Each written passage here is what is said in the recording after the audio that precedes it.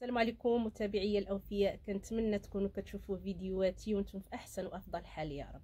اليوم غنوجد معكم واحد الكغاتان بالكريبو سوسيس، كيجي خطير في المذاق، كيجي ولا اروع. فخليكم معايا نشوفوا المقادير وطريقه تحضير هذا الكغاتان.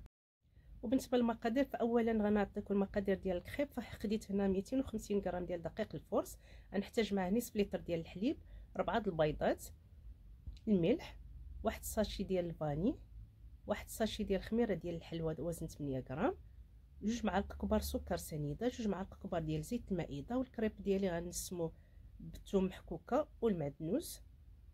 فهادو هما المقادير ديال الكخيب. وبالنسبه لاصوص بيشاميل اللي غادي نحتاج انا لهاد الكخيب، غنحتاج فيها يطرو لارب ديال الحليب، كميه من الزبده، واحد معلقه كبيره، واحد معلقه كبيره ديال الدقيق، غنحتاج ابزار، واحد 2 فصوص ديال الثوم محكوكين، والملح.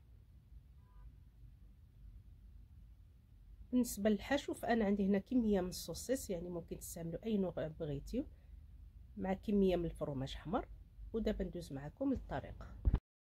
فاول حاجه غندير، غنشوي هاد الصوصيص ديالي هكا في مقله ناشفه ما فيها لا زيت لا والو، غنخليه حتى يطيب معايا، يعني راه كيطلق الزيت ديالو وكيطيب يعني بسرعه. صافي غادي نصفيه،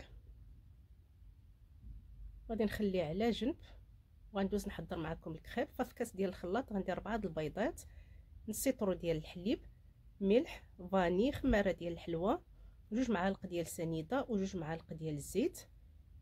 وغادي نخلط الكل مزيان حتى يتجانسوا لي هاد العناصر، يعني جميع المكونات باستثناء الدقيق والثوم والمعدنوس.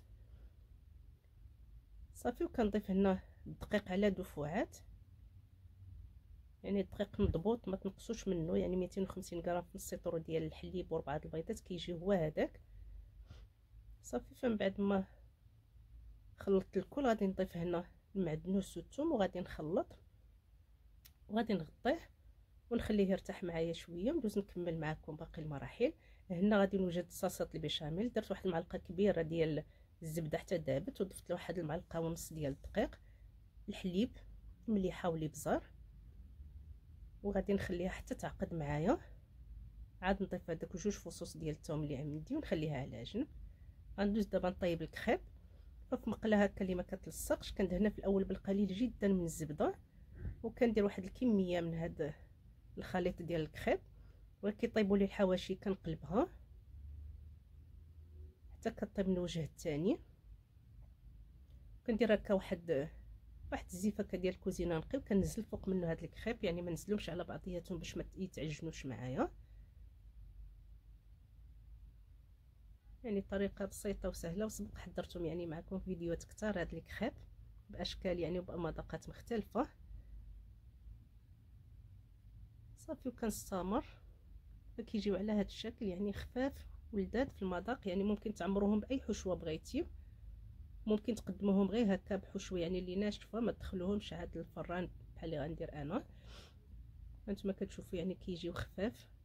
صافي، ففي مول اللي غيدخل الفرن غندهنو بالزبده ونخليه على جنب. غناخذ واحد الكخيب كنقلبها هكا، ندير كميه من الفرماج حمر والصوصيص، وكنلفها هكا بهذا الشكل، يعني كنقلبها للظهر. كندير واحد المعلقه ديال صلصه البيشاميل كما كتشوفوا، شويه ديال الفرماج حمر، القليل من الصوصيص، وكنجمعها هكا على شكل صيغه.